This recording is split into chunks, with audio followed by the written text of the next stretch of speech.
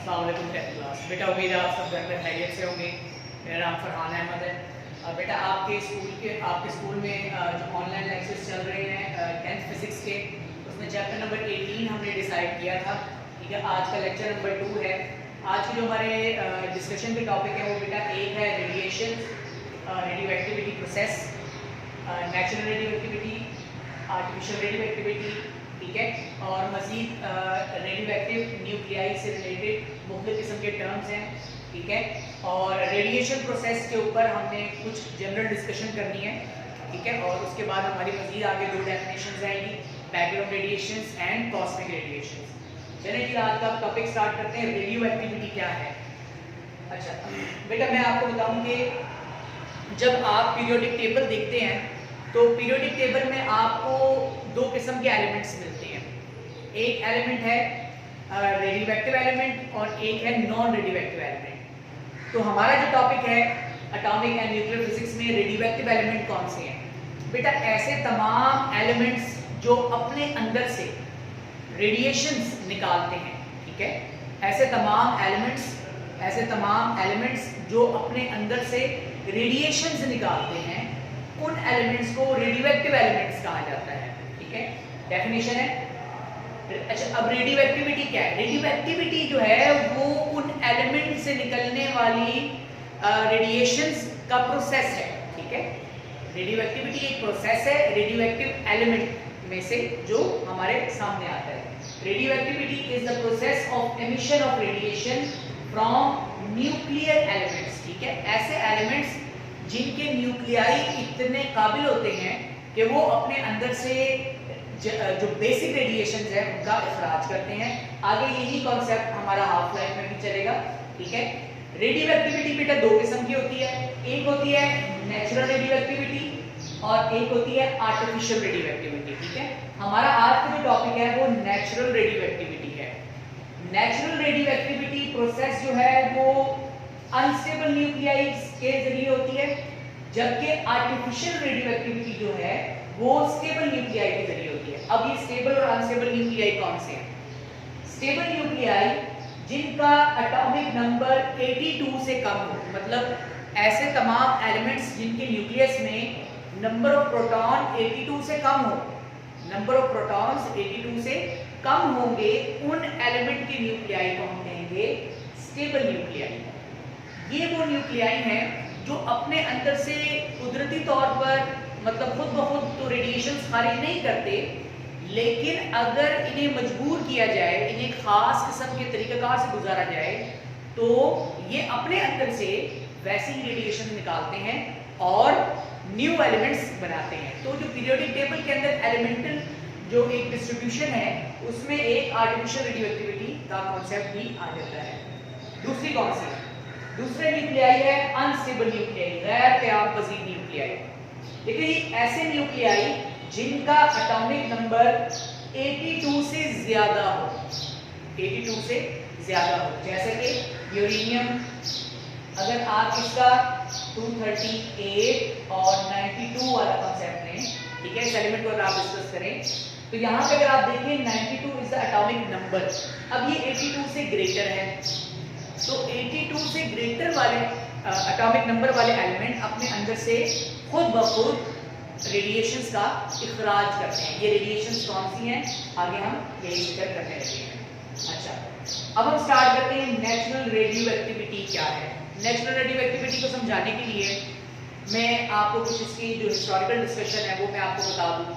एक साइंटिस्ट है जिनका नाम है हेनरी बैकरल। क्या नाम है इनका? Henry Becquerel. ठीक है, इस साइंसदान ने 1896 में इस प्रोसेस को और इस एलिमेंट को और इस रेडियो एक्टिविटी फिनोमेना को प्रॉपर्ली इन्होंने जो है इंट्रोड्यूस करवाया। अब सिचुएशन क्या थी? सिचुएशन कुछ ऐसी थी कि एक दफा ये अपनी लैब में काम कर रहे थे। ठीक है, लैब में काम कर रहे थे खास किस्म के एलिमेंट के ऊपर। इस एलिमेंट के ऊपर भी अपनी एक स्टोरी है।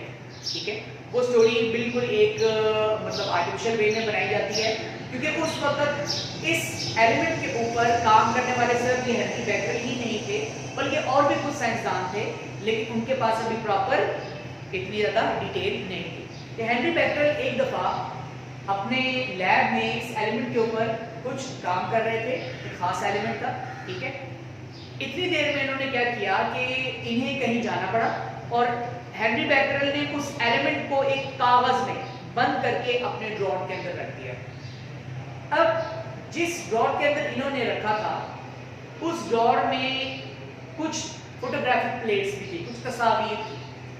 जब ये वापस आए अपने लैब में, तो लैब में वापस आने के बाद इन्होंने जब ड्रॉर ओपन किया, इन्होंने देखा कि वो जो फोटोग्राफिक प्लेट थी वो धुंधला गई थी, ठीक है, कुछ ब्लर हो गई। तो यहां से उन्होंने एक असम्पशन बनाई कि ये जो एलिमेंट मैंने इस ड्रॉर के अंदर रखा है, इसकी खासियत ये है कि ये फोटोग्राफिक प्लेट्स को धुंधला देती है, ठीक है, उसको धुंधला कर देती है। और इसका मतलब ये हुआ कि इस एलिमेंट में से कुछ शुआएं निकलती हैं, कुछ ऐसे पार्टिकल्स एमिट होते हैं जिसकी वजह ये है, मतलब वो जो फोटोग्राफिक प्लेट धुंधला गई। इसके ऊपर अक्सर स्टूडेंट्स को मैं एक बहुत इंटरेस्टिंग स्टोरी सुनाता हूँ, ठीक है। पहले वक्त में क्या होता था, जब रेडियो एक्टिव एलिमेंट के ऊपर प्रॉपर इन्वेस्टिगेशन चल रही थी, तो उस वक्त एक बहुत ही अजीब सा तासुर कायम था। कुछ साइंसदान कैंसर की वजह से मर रहे थे, ठीक है, बहुत ही मोजी बीमारी, और बड़ी तकलीफ में उनकी अमवात होती थी। और ऐसे साइंसदानों के घर में, जहां पर जिन एलिमेंट के ऊपर ये काम कर रहे थे, ऐसे साइंसदान के घरों में भी उस एलिमेंट के कुछ ट्रेसेस मौजूद होते थे, और उस मटेरियल की वजह से उनके घरों में जो उनकी तस्वीर लगी होती थी वो धुंधला जाती थी। तो लॉ, तो वो उस वक्त जो एक लॉ बना, जो कानून बन गया था उस वक्त का, एक बड़ा लड़किया उसी कानून था, ठीक है। वो ये समझते थे कि शायद ये कोई जादू टोना या फिर भूत प्रेत का मामला लगता है, लेकिन ऐसा नहीं था। इसी दौरान जब हेनरी बैकरल ने 1896 में इस प्रोसेस को और ऐसे एलिमेंट के बारे में अपनी इन्वेस्टिगेशन पेश की थी, अपने पोस्टमेंट्स दिए थे, तो लोगों के अंदर ये तासुर खत्म हो गया था। दरअसल वो साइंसदान जो इन एलिमेंट के ऊपर काम कर रहे थे, वो इस एलिमेंट से निकलने वाली रेडिएशन का शिकार होते थे, इस एलिमेंट से निकलने वाली रेडिएशन का शिकार होते थे, और कैंसर जैसी बीमारी से वो मर जाते थे। और इसकी रेडिएशन उनके घरों में मौजूद तस्वीर को धुंधला देती थी, जिसके बारे में वो ये कहते थे कि शायद कोई भूत प्रेत का, ठीक है, भूत वगैरह का मामला लगता है, लेकिन ऐसा कुछ भी नहीं था। चलिए अब हम आते हैं अपने टॉपिक के ऊपर। अच्छा, अब 1896 में हेनरी बैकरल ने, जो मैंने आपको एक बात थी, ठीक है, एक हादसाती तौर पर जो एक इनके साथ वाकया पेश आया था, वैसे इन्होंने इस एलिमेंट को डिस्कवर किया था। फिर आगे कुछ ऐसे के बाद जो मजीद इन्वेस्टिगेशन आई थी, वो एक कपल, मैरी क्यूरी एंड उनके हस्बैंड पियर, इन्होंने प्रॉपर इसके ऊपर इन्वेस्टिगेशन की, और इसी प्रोसेस पर मबनी दो एलिमेंट्स इन्होंने दरियाफ्त किए। कौन कौन से एलिमेंट थे? Polonium and radium. ये वो दो एलिमेंट थे जो कि मजीद दरियाफ्त हुए और पीरियोडिक टेबल में इनको अपनी जगह मिली। अच्छा, अब प्रॉपर डेफिनेशन की तरफ बेटा हम आते हैं। Natural radio activity is the spontaneous emission of radiations. मुसलसल शुआओं के खारिज होने वाला एक अमल है बाय अनस्टेबल न्यूक्लियाई। खास तौर पर अनस्टेबल न्यूक्लियाई, जिसके बारे में मैंने आपको पहले बता दिया, जिनका एटॉमिक नंबर 82 से ग्रेटर होता है। By unstable nuclei is called natural radioactivity. इसे हम क्या कहते हैं? नेचुरल रेडियो एक्टिविटी कहते हैं। और जो एलिमेंट इन रेडिएशंस को खारिज करता है, ठीक है, उस एलिमेंट को हम कहते हैं न्यूक्लियर एलिमेंट या फिर रेडियो एक्टिव एलिमेंट कहते हैं बेटा।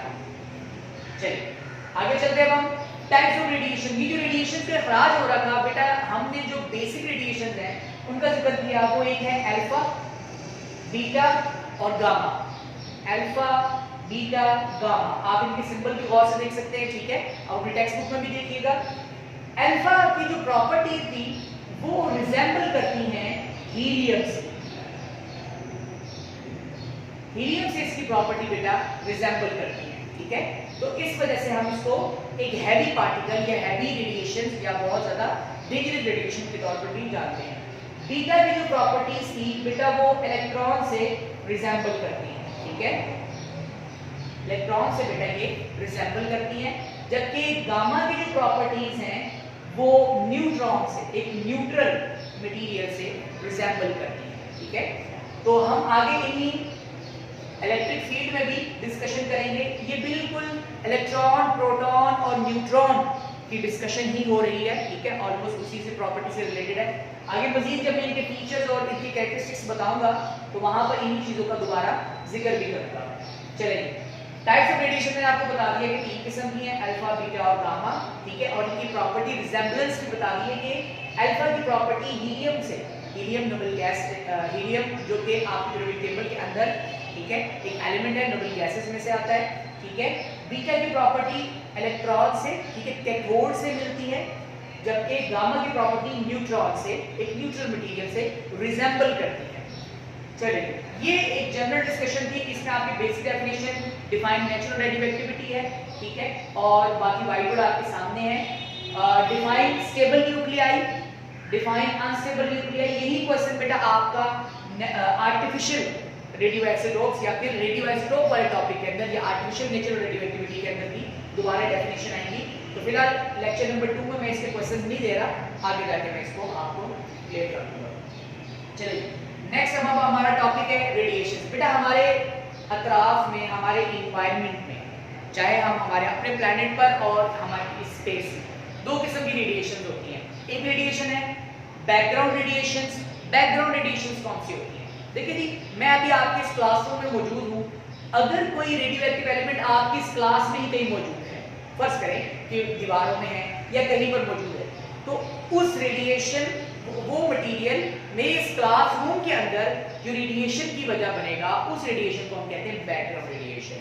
तो अगर कोई भी radioactive element, radioactive traces, radioactive material traces हमारे इस प्लैनेट पर, अर्थ पर मौजूद हो, अब अर्थ पर कहाँ हो सकते हैं? समुद्र में हो सकते हैं, दरियाओं में हो सकते हैं, पहाड़ों में हो सकते हैं, या जमीन के अंदर, या किसी भी एक स्पेसिफिक पॉइंट पर, तो वहां से जो हम पर रेडिएशन आती हैं, जो हम तक रेडिएशन पहुंचती है, हमारे एनवायरनमेंट तक, ठीक है, हमारे सिस्टम तक, बेटा उस रेडिएशन को हम कहते हैं बैकग्राउंड रेडिएशंस, ठीक है। Radiations present in atmosphere due to different radioactive substances are called background radiations. जी, दूसरी रेडिएशन है कॉस्मिक रेडिएशन। अब ये कॉस्मिक रेडिएशन कौन सी होती है?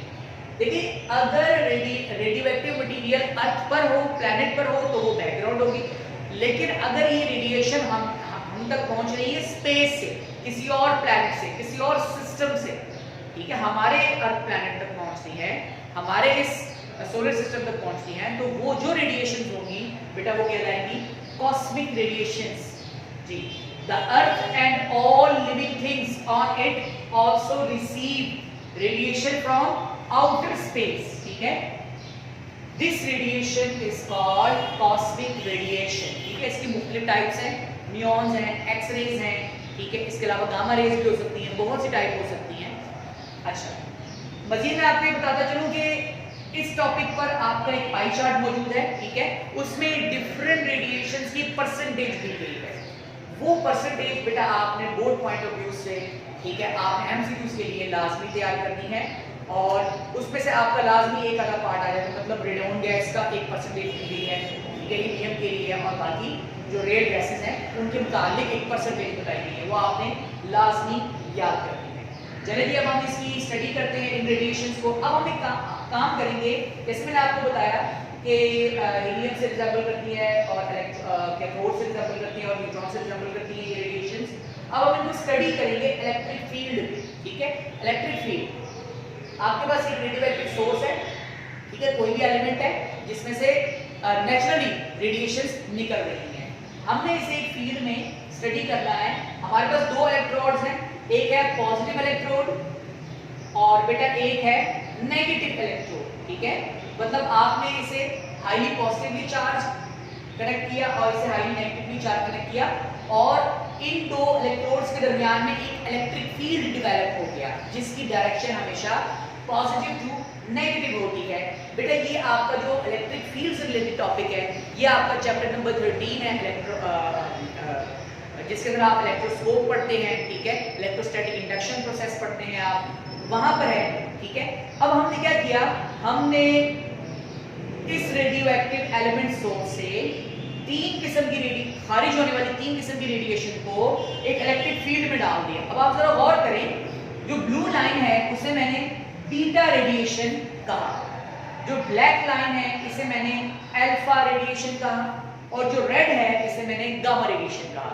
बेटा ये तरतीब बिल्कुल आपकी केमिस्ट्री जो आपने 9th केमिस्ट्री में पढ़ी थी, इलेक्ट्रॉन, प्रोटॉन और न्यूट्रॉन की डिस्कवरी के बारे में, ठीक है, उनकी डेवलपमेंट और उनकी इन्वेस्टिगेशन के बारे में सेम वैसे ही है। हमने ये ऑब्जर्व किया कि बीटा रेडिएशन जो है ये पॉजिटिव इलेक्ट्रोड की जानिब डिफ्लेक्ट करती है। क्लियर?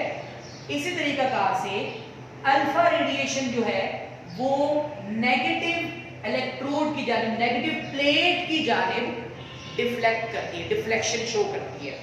जबकि गामा रेडिएशन वो किसी भी प्लेट की जानिब डिफ्लेक्शन शो नहीं करती और अपने इस फील्ड में स्ट्रेट पाथ पर ट्रेवल करती है। अच्छा, अब इसका मतलब क्या हुआ? इसका मतलब ये हुआ कि बीटा रेडिएशन रिजेंबल करती है उससे, कैथोड से, इसी और कैथोड पर चार्ज होता है नेगेटिव, इसी वजह से बीटा की डिफ्लेक्शन ऑपोजिट चार्ज होने की वजह से पॉजिटिव की तरफ अट्रैक्शन होगी। और अल्फा की सूरत में हमने ये देखा कि इसकी प्रॉपर्टी रिजेंबल करती है एक पॉजिटिवली पार्टिकल हीलियम से, ठीक है, और इस वजह से ऑपोजिट चार्ज होने की वजह से, पॉजिटिव चार्ज होने की वजह से, नेचर होने की वजह से ये नेगेटिव इलेक्ट्रोड की जानिब डिफ्लेक्शन शो करेगी। जबकि गामा के बारे में आपका क्या ख्याल है? जैसे न्यूट्रॉन की प्रॉपर्टी है, सेम वैसे ही गामा रेडिएशन की भी प्रॉपर्टी है, ना तो ये डिफ्लेक्शन पॉजिटिव की तरफ शो करती है ना ही नेगेटिव की तरफ, बल्कि ये स्ट्रेट पाथ पर मूव कर जाती है। इसका मतलब ये हुआ कि गामा को हम कहेंगे न्यूट्रल नेचर, ठीक है, न्यूट्रल नेचर। न्यूट्रल नेचर का मतलब ये है कि अगर आप इसके इलेक्ट्रिक फील्ड में या मैग्नेटिक फील्ड में लेकर आए तो नॉर्थ पोल, साउथ पोल या पॉजिटिव इलेक्ट्रोड और नेगेटिव इलेक्ट्रोड का गामा रेडिएशन के ऊपर कोई असर नहीं होता। अच्छा, अब मैं मजीद आपको कुछ चीजें ऐड करता जाऊं यहाँ पे।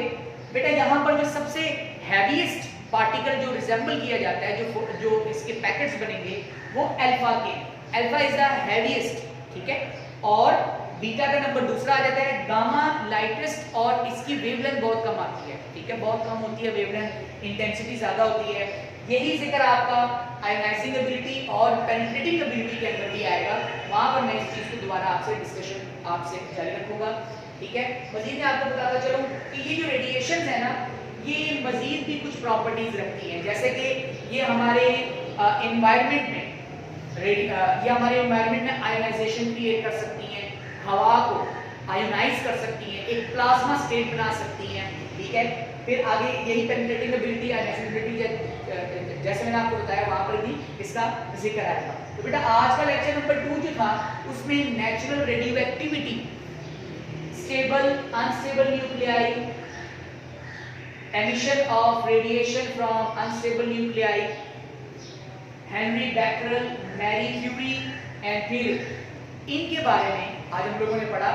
और हमने इस तरीके से ये भी देखा कि इस कपल ने कैसे पोलोनियम और रेडियम को दरियाफ्त किया था, और ये है क्या, ये एक रेडियोएक्टिव मटेरियल है। फिर बेटा मैंने आपको बताया रेडिएशंस की 3 किस्म हैं, हर रेडिएशन जो है वो एक खास किस्म के मटेरियल के साथ उसकी प्रॉपर्टी रिजेंबल करती है। फिर बेटा हमने 2 किस्म की रेडिएशंस पढ़ी, बैकग्राउंड रेडिएशन, कॉस्मिक रेडिएशन, और रेडिएशन की स्टडी हमने की इलेक्ट्रिक फील्ड में। सेम यही अगर आप मैग्नेटिक फील्ड में करेंगे तो सेम यही प्रॉपर्टी होगी, ठीक है, वहां पर नॉर्थ पोल और साउथ पोल का कॉन्सेप्ट हो जाएगा, ठीक है। ये बेटा आपका लेक्चर नंबर 2 था। लेक्चर नंबर 3 के अंदर हमारा जो टॉपिक है वो न्यूक्लियर ट्रांसम्यूटेशन है, ठीक है, वो भी बहुत इंटरेस्टिंग है। हम ये देखेंगे कि हम एक एलिमेंट से नया एलिमेंट कैसे बना सकते हैं। मतलब आपके पास एक एलिमेंट होगा, ठीक है, वो अपने अंदर से रेडिएशन खारिज करेगा, तो रेडिएशन जब खारिज कर रहा होता है तौर पर यहाँ पर अगर कोई भी एलिमेंट ले लें जो वो अपने अंदर से रेडिएशन निकालेगा, चाहे वो अल्फा हो, बीटा हो या गामा हो, तो अब जब वो रेडिएशन खारिज कर देगा, एमिट करेगा, तो वो एक न्यू एलिमेंट बना देगा, ठीक है। तो इसका मतलब ये हुआ कि जो अनस्टेबल न्यूक्लियाई हैं वो जैसे जैसे अपने अंदर से रेडिएशन खारिज करते हैं वो न्यू एलिमेंट्स बनाते रहते हैं, ठीक है। यही कॉन्सेप्ट आपका हाफ लाइफ के अंदर भी आएगा, ठीक है। बाकी चीज जो यहाँ पर आपका व्हाइट बोर्ड वर्क है बेटा, इसको गौर से देखें। आपको जो वर्कशीट मिलनी है उस वर्कशीट में जो क्वेश्चंस पूछे जाने हैं वो तमाम क्वेश्चंस के आंसर आपके व्हाइट बोर्ड पर। Thank you very much.